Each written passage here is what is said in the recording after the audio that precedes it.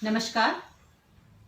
मेघालय की लोक कथा के इस श्रृंखला में प्रस्तुत है दूसरी कथा,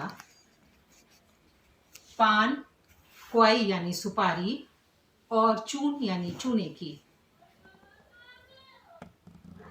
जैसा कि हम सभी जानते हैं कि भारत जैसे देश में लगभग सभी राज्यों में पान और सुपारी हर आयोजन पर प्रस्तुत की जाती है और यह उसे बहुत ही शुभ भी माना जाता है। उसी तरह से पूर्वोत्तर के अधिकतर राज्यों में, खासकर मेघालय में, पान, सुपारी और चून की बहुत ही प्रचलित परंपरा है। जन्म हो, मृत्यु हो, विवाह हो या कोई भी अवसर हो, अतिथियों का सत्कार पान सुपारी से किया जाता है। इसके पीछे एक बहुत ही प्यारी लोक कथा है और साथ ही ये लोक कथा एक मित्रता का संदेश देती है कि सच्चे मित्र किस प्रकार होते हैं। कहते हैं कि एक समय में दो मित्र थे, जिसमें से एक मित्र बहुत धनी था और दूसरा बहुत गरीब था, लेकिन दोनों में बहुत ही दोस्ती थी। दोनों आपस में ऐसे मिलजुल के रहते थे कि उनमें कोई भेदभाव नहीं था। गरीब मित्र जब भी अपने धनी मित्र के पास जाता तो उसका मित्र उसका आदर सत्कार करता, उसे खिलाता पिलाता और उसे बड़े सम्मान के साथ विदा करता। यह देख करके गरीब मित्र को बहुत ही ज्यादा खुशी भी होती और अंदर ही अंदर बहुत दुख होता था कि वो कभी भी अपने धनी मित्र को अपने घर नहीं बुला सकता। उसका धनी मित्र कभी भी उसके घर नहीं आया, ना ही उसकी पत्नी से मिला, क्योंकि वो इतने गरीब थे कि वो मुश्किल से ही 2 वक्त का खाना खा सकते थे। लेकिन एक दिन पति और पत्नी ने मिलकर निश्चय किया कि एक दिन धनी मित्र को अपने घर बुलाएंगे। दूसरे दिन जब वो अपने धनी मित्र से मिला तो उसने कहा कि मित्र, मैं हर बार तुम्हारे यहाँ आता हूँ और इतना कुछ तुम मुझे खिलाते हो और साथ में मेरा इतना सम्मान करते हो, लेकिन मुझे इस बात का बहुत अफसोस है कि तुम कभी मेरे घर नहीं आए, न ही मेरी पत्नी से मिले और न ही हमारे घर में कुछ हमारे साथ मिल बैठ करके खाया। धनी मित्र बहुत खुश हुआ, बोला कि दोस्त, तुम तो जानते ही हो कि मैं कितना व्यस्त रहता हूँ, फिर भी जब भी मुझे समय मिलेगा मैं तुम्हारे घर जरूर आऊंगा, क्योंकि तुझ में और मुझ में कोई अंतर नहीं है। एक दिन दोनों पति पत्नी अपने घर के आंगन में बैठे थे। अचानक उनका धनी मित्र वहां आया।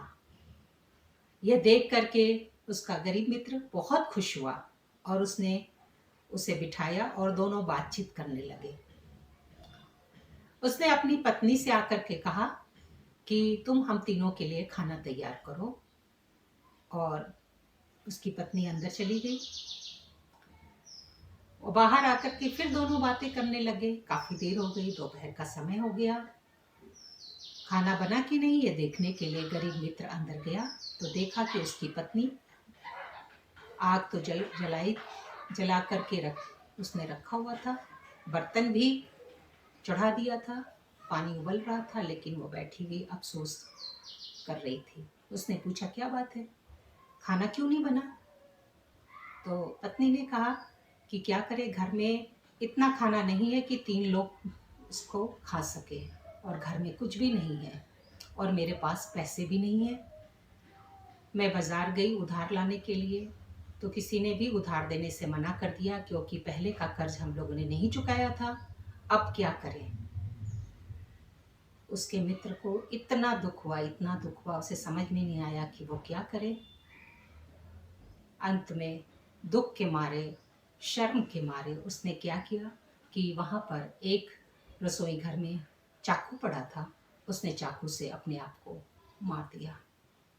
उसकी पत्नी ने अपने पति को अपनी आंखों के सामने मरते देखा। वो बहुत ही दुखी हुई और उसने सोचा कि अब वो जिंदा रह के क्या करेगी। उसने भी अपने आप को मार लिया। अंदर क्या हो रहा है यह बात पता करने के लिए उसका धनी मित्र अंदर गया और जब रसोई में पहुंचा, उसने बर्तन में पानी को उबलते हुए देखा, आग को जलते हुए देखा, तो उसे सब समझ में आ गया और उसने सोचा कि इनकी मौत का कारण मैं ही हूँ। और उसे अपने मित्र और उसकी पत्नी के मौत पर इतना दुख हुआ कि उसने भी उसी चाकू से अपने आप को मार दिया। इस तरह से रात हो गई। जब रात हो गई, घर का दरवाजा पूरा खुला हुआ, उस गांव का एक जाना माना चोर उधर से गुजरा। उसने घर के दरवाजे को खुला हुआ देखा तो चोरी करने के इरादे से वो घर पे आया। उसने चारों तरफ इधर उधर निगाह डाली, लेकिन उसे कुछ भी नहीं मिला। अंत में वो रसोई घर में पहुंचा। रसोई घर में जब पहुंचा तो अंधेरे में उसे कुछ दिखाई नहीं दिया, लेकिन आग की चिमनी दिखाई दी। उसने आग जलाई क्योंकि काफी ठंड थी बाहर, और वो वहां बैठ गया। आग की रोशनी में उसने 3 मृत शरीर को देखा, मरे हुए 3 लोगों को देखा, और साथ में पड़ा हुआ चाकू देखा। पूरा फर्श खून से लाल था। वो काफी घबरा गया और रात बीतने का इंतजार करने लगा, क्योंकि वो उस इलाके का जाना माना चोर था। वो बाहर जाता तो हो सकता था कोई उसे पहचान लेता।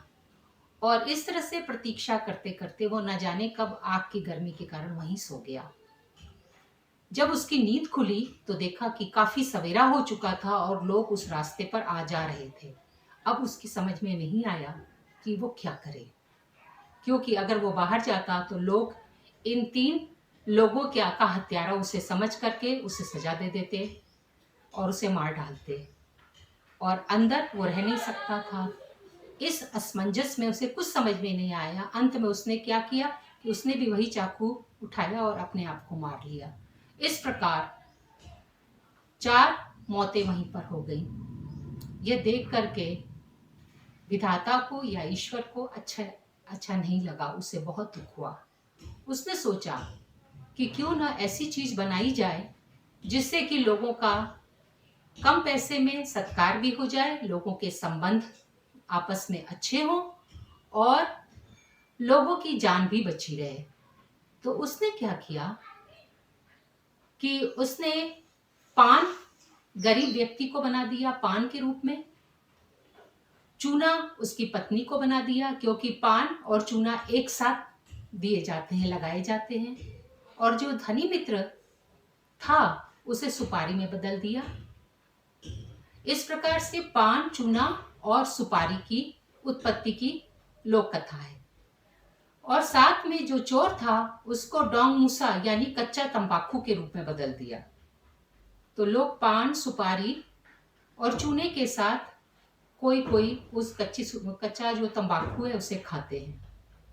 तो इस प्रकार से इस कहानी का ऐसा अंत हुआ। इसके पीछे बहुत ही सुंदर भावना है। एक तो सच्ची दोस्ती का प्रतीक है, और दूसरा जो है कि ये एक परंपरा है जो कि सदियों से चली आ रही है।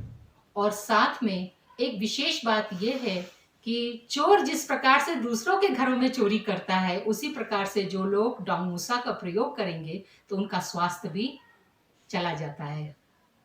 इस प्रकार से इस पान, चून और क्वाई की जो परंपरा है वो वहां से चली। धन्यवाद।